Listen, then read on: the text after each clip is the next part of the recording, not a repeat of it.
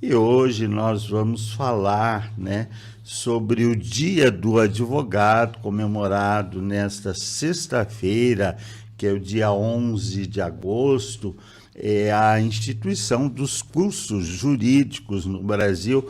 Também era no meu tempo o Dia da Pendura, que não acontece mais, e nós vamos conversar com o Dr. Júnior Lima, ele que, juntamente com a doutora Thaís Sofiati, foram indicados como os melhores advogados do ano pela OAB e serão homenageados em nome de toda a classe na Câmara Municipal nesta sexta-feira.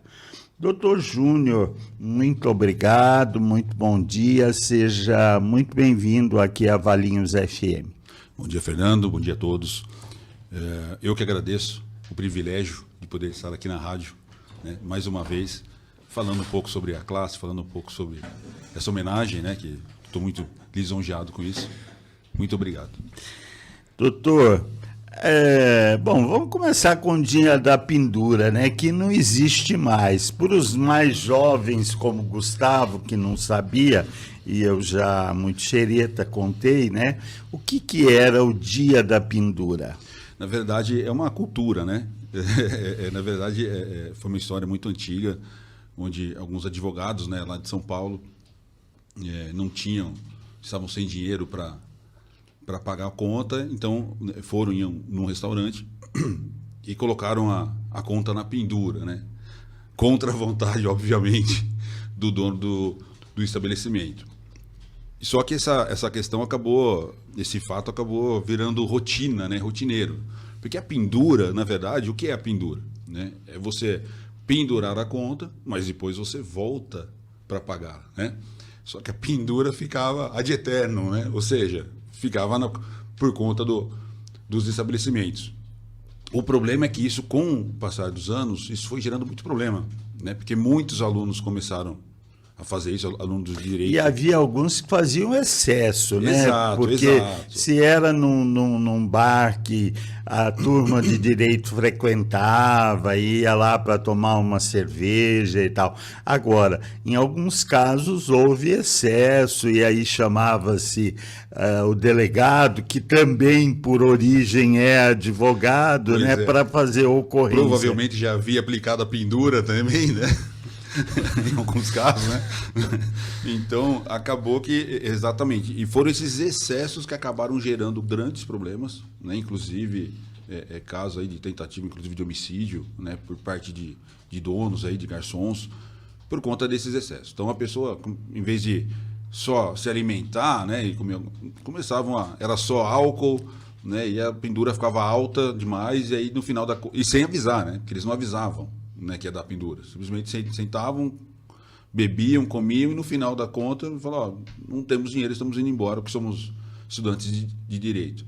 E foi aí que começou a gerar os problemas, né? Em alguns estabelecimentos, quando já estava acabando a pendura, eles até reservavam espaço, né? Mas tinha que ser previamente acordado, mas acabou que não deu certo e hoje dificilmente a gente ouve falar sobre isso. Não existe mais. Doutor Júnior Lima, muito obrigado pela participação e disponibilidade de atender a Valinhos FM. Fala um pouco sobre sua trajetória no direito, sua formação e também suas inspirações no ramo. Bom dia, Gustavo. Na verdade, eu fui inspirado pelo meu pai, né, que já é advogado também já há bastante tempo, desde a década de 80, e ele sempre queria que eu fizesse direito, né? E eu relutei muito, tanto é que eu entrei até que um pouco tarde na faculdade. Entrei na faculdade de Direito com 25 anos. Porque eu ficava na dúvida se realmente era o que eu buscava. Mas, inspirado por ele, eu entrei na faculdade de Direito e acabei indo trabalhar com ele, né? Meu pai, ele inclusive, já foi presidente da OAB de Valinhos por 3 gestões. Dr. Antônio de Oliveira Lima Neto, que o Fernando bem conhece, né? E é uma pessoa assim, muito íntegra, que eu tenho muito orgulho dele. E eu acabei ficando na área. Então eu me formei, eu fiz faculdade na Universidade Paulista, me formei em 2007 e de lá para cá eu venho advogando, né? Inicialmente, como todo advogado, né, a gente vai, com raras exceções, mas eu comecei atuando em algumas áreas, né? Civil, fiz algumas coisas na civil, na área trabalhista, nas quais eu não me identifiquei. E eu acabei me identificando mais na área criminal, que é a qual eu estou até hoje, né? Eventualmente eu faço alguma coisa em outras áreas, né? Mas é bem eventualmente mesmo, tá? E estou lá com meu pai até hoje, onde temos o escritório e pretendo ficar com ele durante muito tempo ainda. Doutor Lima, o exame da ordem, né, reprova muita gente, né? O exame é muito difícil ou as faculdades que estão aquém do exame? Fernando, a minha opinião pessoal, tá? Do Júnior, não é da classe, é que as duas coisas. Tá? O exame da ordem é um exame muito difícil, realmente, né? O aluno tem que estar bem preparado para poder passar nesse exame, né? Fazer essa prova, que são duas fases, né? A primeira prova é objetiva e depois a prova escrita. Então tem que ter um preparo. E é lógico que se você tem uma faculdade que não lhe prepara de uma forma satisfatória, a chance que a pessoa tem de reprovar no exame é grande, né? Então, hoje, no meu entendimento, existem muitas faculdades de direito, né? Inclusive com cursos à distância. Não é um curso fácil, é um curso que a pessoa tem que ler muito, né? Aliás, o advogado, né, o jurista, em si, ele lê pelo resto da vida, né? Para quem não gosta de ler, aconselho outra carreira. Então, a pessoa, quando ela já faz... É lógico, algumas pessoas, mesmo a faculdade sendo ruim, né, ou não sendo satisfatória, a pessoa ela se esforça e ela acaba sendo um bom profissional. E é importante também começar cedo, né? Fazendo estágio, acompanhando todo o processo. Sim, né, tudo doutor? isso ajuda, né, Fernando? Se a pessoa tiver oportunidade... É que muitos não têm oportunidade, né? Muitos têm as suas profissões, né? Acabam trabalhando, fazendo a faculdade à noite. Exatamente. Aí não consegue fazer um estágio, porque, embora seja parte do currículo, né? Ter as horas de estágio, mas muitas pessoas não conseguem entrar no escritório, entrar numa repartição pública para fazer o estágio, né? E aprender até um pouco do ofício. Porque, na verdade, a prova da OAB, para quem faz o estágio, né, na verdade, ajuda um pouco, mas não tanto quanto algumas pessoas acham, né? Falam, olha, se você já trabalha na... Porque é uma prova bem técnica. É uma prova técnica, exatamente, né? Ela é bem... a prática é um pouco diferente, né, da teoria. Aliás, até no meu entendimento, é até muito diferente. Então, assim, a pessoa tem que ter um bom preparo. E o estágio, é lógico, ajuda, mas não é tudo, né? Então, muitas pessoas têm dificuldade justamente por conta da sua vida, né? Profissional, tem que trabalhar, tem que sustentar famílias, então é difícil. Doutor Lima Júnior, fala um pouco para a gente, na realidade Júnior Lima, desculpa, fala um pouco para a gente sobre o seu projeto na OAB Valinhos de atendimento a vítimas de agressão, um projeto que tem tido destaque aqui na nossa cidade. Que legal, na verdade, acho que foi até por isso, né, que eu fui indicado como advogado do ano. Eu, como advogado criminal, eu frequento muitas delegacias, não só de Valinhos, mas da região toda, inclusive de outros estados, né? E uma coisa que eu percebia, e eu vinha notando já há algum tempo, é que as vítimas de violência doméstica, após registrarem o boletim de ocorrência, ou algumas até antes mesmo, elas não sabiam o que poderia acontecer e o que iria acontecer depois disso. Então, muitas pensavam o quê? Eu registro o boletim de ocorrência e está tudo certo, acabou ali. E não. Está resolvido. Está resolvido. Não está resolvido. Né? Muitas pediam a medida protetiva e, ao ser concedido, né, pelo judiciário essa medida de proteção, elas ligavam para o agressor para falar, olha, está aqui, mandava foto da medida protetiva para o agressor. Né? Isso prejudicava elas. Mas tudo isso por quê? Falta de conhecimento. Independente de escolaridade, de classe social. Todas as mulheres, né? A maioria das mulheres não sabia o que acontecia. E eu via muitas delas sendo prejudicadas. Então, elas não sabiam, por exemplo, que elas poderiam requerer junto à justiça, né? Entrar com uma ação de dissolução de união estável, através da OAB, uma ação de divórcio, busca e apreensão de documentos, porque muitas vezes o agressor saía e levava os documentos, né, leva os documentos, os objetos pessoais, ou em alguns casos é a vítima que sai de casa. Então ela não sabia que existe procedimentos judiciais que a pessoa pode ir lá, que autorizam essa pessoa a ir lá e buscar um documento, né, que é a ação de busca e apreensão de documentos. Então todas essas orientações, Fernando e Gustavo, era uma falha que eu via no sistema que a pessoa não sabia. Porque na delegacia, como nós estamos com o nosso contingente lá bem abaixo do esperado e do necessário, eles não têm condições de ficar dando essas orientações. Né? Então o projeto veio para isso, para a gente amparar essas pessoas. Então hoje, a pessoa que ela é vítima de violência doméstica, antes mesmo dela ir na delegacia, ela pode procurar a OAB. Então lá na OAB ela vai ser atendida, ela vai ser orientada em todos os sentidos, vai ser encaminhada para um tratamento psicológico, né? Que a OAB fez uma parceria com a FAV. Se tiver que entrar com alguma ação de alimentos, divórcio, né, busca e apreensão, a OAB vai fazer isso. Né, Inclusive, vocês têm para as pessoas necessitadas justiça gratuita, né? Exatamente. A orientação ela é gratuita. Então, a pessoa que ela pode, qualquer mulher pode procurar a OAB e ela vai ser orientada de como vai acontecer o processo dela, quais são as fases, o que ela pode, o que ela não pode fazer, né? Porque muitas pessoas, né, muitas vítimas não sabem o que podem e o que não pode fazer. Então, essas orientações serão dadas. E, se for o caso dela precisar entrar com uma ação de divórcio, né, com alguma ação judicial, ela sendo aprovada na triagem da assistência judiciária, que é uma parceria da OAB com a Defensoria Pública, né, então existem uns requisitos. Né, a pessoa tem que ter, a renda dela tem que ser limitada, né, a questão do patrimônio é limitado. Sendo aprovado, é nomeado para ela um advogado para poder tomar as medidas cabíveis. Mas lembrando, as orientações, qualquer orientação, a OAB faz isso de forma gratuita. Agora, doutor, por que a justiça é tão morosa, né? Na verdade, são diversos fatores, né? Não é uma causa única. Então, falta de pessoal, né? A quantidade de processos. Então, hoje, eu não sei, eu não tenho a estatística agora atual, mas, em média, cada juiz deve estar em torno entre 7 mil processos, 7, 8 mil processos, salvo engano, tá? Posso estar errado. Mas que seja 8 mil processos, cada juiz, né? Eu acho que até mais, tá? Mas que seja 8 mil, então é muita coisa. Então, quando um processo ele tem um andamento, quando o advogado ou quem de direito tome aquela procedência, quando volta para o juiz, ele volta no final da fila. Então, ou seja, o juiz vai ter aqueles 8 mil processos para...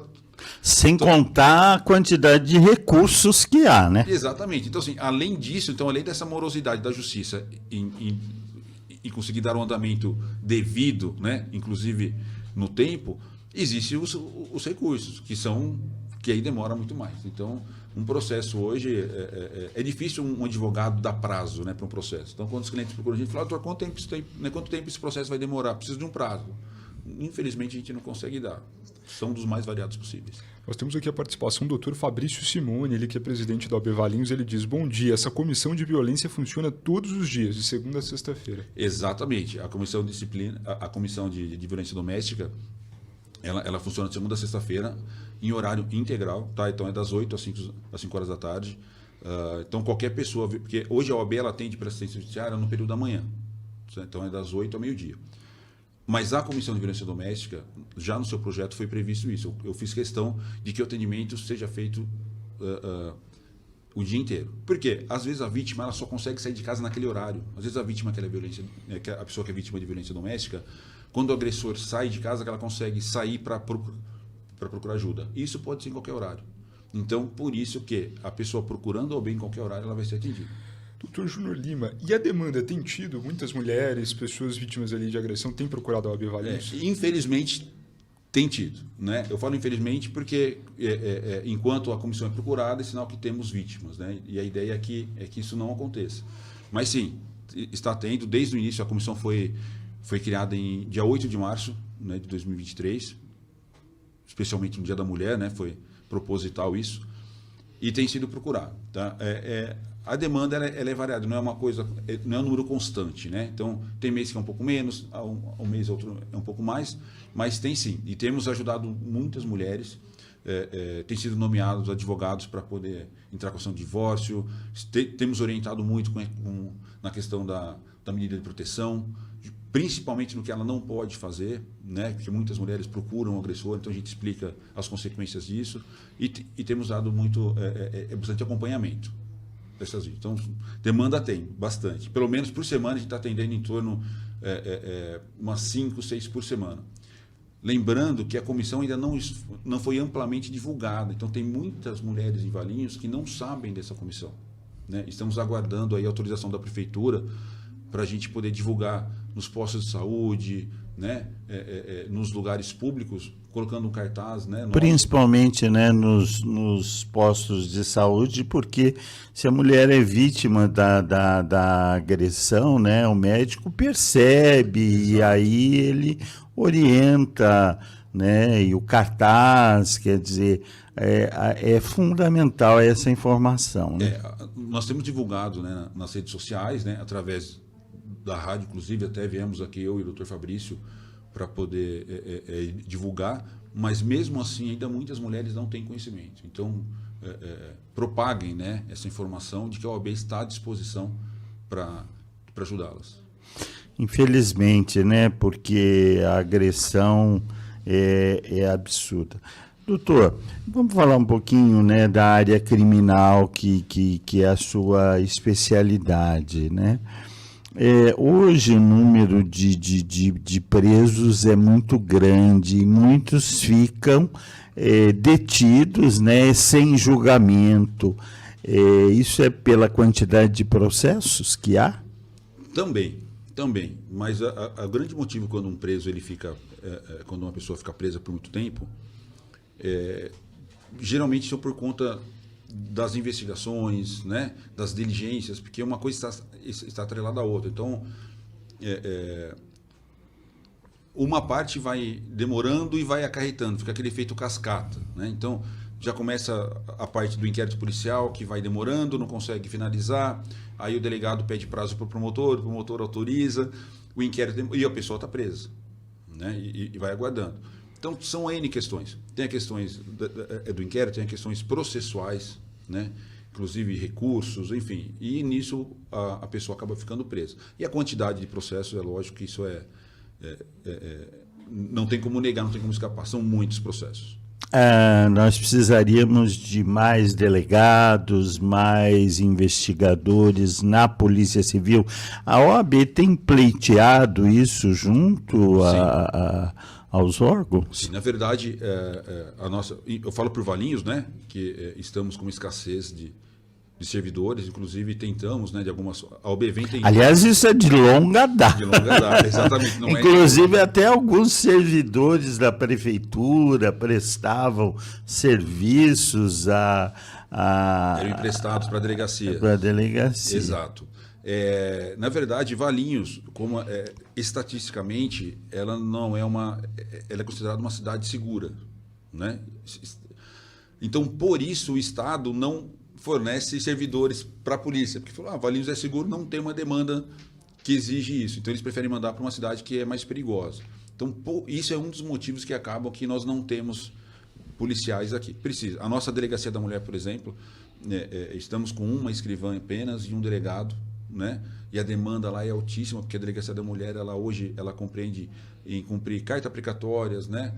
Medida protetiva, boletins de ocorrência, né, com relação à violência contra a mulher, enfim, um delegado e uma escrivã, né? Temos um funcionário da prefeitura que está emprestado lá também, mas não é de carreira, mas o ideal seria aumentar esse efetivo, né? E na delegacia de polícia também precisa de escrivão, né? Estamos sem escrivão, tem escrivão lá, mas é emprestado, né? Acho que de carreira, se não me engano, tem 2 só, salvo engano. Porque a delegacia funciona 24 horas. 24 horas. 24 horas. Inclusive agora, com a nova lei, que estabelece, né, que a Delegacia da Mulher funcione 24 horas, né, ou tenha na delegacia como um profissional preparado, né, para atender esses casos, Valinhos não consegue atender isso, né, dessa forma, né, do jeito que a lei prevê, por conta dessa questão do efetivo que o Estado não encaminha. E a OAB, sim, a gente tem trabalhado, a gente tem buscado de todas as formas, estamos agora aguardando uma estatística da Secretaria Seccional, né, da Seccional de Campinas, para a gente poder pleitear junto ao Secretário de Segurança do Estado de São Paulo mais funcionários para Valinhos. Dr. Júnior Lima, quais são os critérios da Justiça para que haja ali a expedição de uma prisão preventiva? E esse suspeito que está em cárcere, né, preventivo, ele fica aguardando o julgamento durante quanto tempo, mais ou menos? Bom, na verdade, a prisão preventiva ela é decretada quando o sujeito solto ele pode prejudicar, né, o andamento do processo ou ele causa algum prejuízo à segurança pública. Então, nesses casos, por isso que é preventivo, porque ele está preso preventivo, para se prevenir que o processo tenha um andamento correto e prevenir também a segurança da sociedade. Então, por isso que ele fica preso preventivamente. A média que a pessoa fica presa preventivamente, embora tenha os casos que fogem à regra, mas a média ficam 4 meses, mais ou menos. Né? Agora, porque quando o réu está preso, a tendência é a audiência acontecer mais rápido. Né? Então, eles dão prioridade para fazer as audiências, né, justamente para poder ver se vai manter preso ou não, em torno de 4 meses. Isso eu estou falando Valinhos, tá? Cada cidade tem um pouco de variação. Por quê? Para evitar isso. Então, passou 4 meses, o juiz marca a audiência, se for o caso, ele é posto em liberdade e o processo criminal continua. Tá? Se for um caso mais grave, onde o crime é mais violento e a segurança exija, aí sim aí ele é mantido preso. A falta de pagamento de pensão alimentícia pode dar detenção? Sim, pode. Aí já não é mais criminal, né? Era da família, mas sim, né? A lei prevê que a pessoa que tem obrigação alimentícia e ele não paga, ele pode ficar preso por 30 dias, prorrogável por mais 30. Tá? Então, mas sim, da cadeia, pensão da cadeia, sim. Não é criminal, tá? É importante dizer isso, que a pessoa que ela vai presa por pensão é uma prisão civil, tá? Não é uma prisão criminal. Então ele não está preso porque ele cometeu um crime, ele está preso porque ele não cumpriu uma obrigação, e a pena, né? E por que da prisão, né? Que é o único caso que se vê prisão, né? Na área civil. Porque justamente que é para obrigar um pai, né? Ou a pessoa que tiver a obrigação de pagar alimentos, a arcar com a obrigação, que é muito importante. Com a responsabilidade. Com a responsabilidade, exatamente. Doutor Júnior Lima, explica agora para a gente a diferença, né? Uma diferença bem básica entre o criminal e o civil dentro do direito. O criminal, como o próprio nome já fala, ele cuida dos crimes, né? Então, tudo que for crime é processado pelo Código, né? Através do processo penal. E civil engloba muitas áreas, né? Então, por exemplo, cobranças, né? Aluguel, contratos, né? São muitas questões. Comprei um carro, não gostei, né? Quero devolver, a pessoa não quer aceitar, através de uma ação civil, né? Meu inquilino não pagou meu aluguel, quero entrar com uma ação de despejo, ação civil, né? Então tudo que prevê contar, né, entre pessoas, esse acordo entre pessoas ou empresas é ação civil. E na área penal são crimes, né? Tudo que é previsto no Código Penal, né, ou nas leis penais, através do Código Penal. Então, você cometer um crime, matar alguém, agredir, roubar, né, lesar, tudo isso é crime. Então, cometer um crime é errado, né? A lei fala que não pode, é penal. Doutor, para encerrar, vamos repetir então esse trabalho da OAB, né, com relação aí às mulheres que vocês têm trabalhado insistentemente. Horário de atendimento e como que as mulheres devem proceder. Então, só fazer uma correção, Fernando. Na verdade, vítima de violência doméstica não é só mulher, né? Então, o homem pode ser visto, ele pode ser vítima. Mas é uma minoria. Mas existe, né? Homem, idoso. A doutora Ruth me dizia que de vez em quando apareciam uns homens lá para apresentar queixa. Pois é. Embora seja uma minoria, mas existe, né? Então, a vítima de violência doméstica, ela, independente de sexo, enfim, né? Qualquer pessoa pode ser vítima. Mas qualquer vítima, ela pode procurar a OAB das 8 às 5 horas da tarde, né? Lá na Avenida Joaquim Alves Correia, número 3809, ali próximo ao fórum, ou através do telefone e WhatsApp 3871-0755, né? Das 8 às 5. Se ela tem dúvida, ou se ela já fez um boletim de ocorrência, ela tem dúvida de como está acontecendo, o que vai acontecer, ou como ela pode procurar ajuda se ela não fez ainda a ocorrência, a OAB, os advogados, né, estão lá à disposição para isso, e ela vai ser acolhida, vai ser orientada, vai ser amparada, e se for o caso, ela vai ser encaminhada para quem direito. Tá certo. Então, nessa sexta-feira, né, que é o dia do advogado, dia das instituições aí, dos cursos jurídicos, né?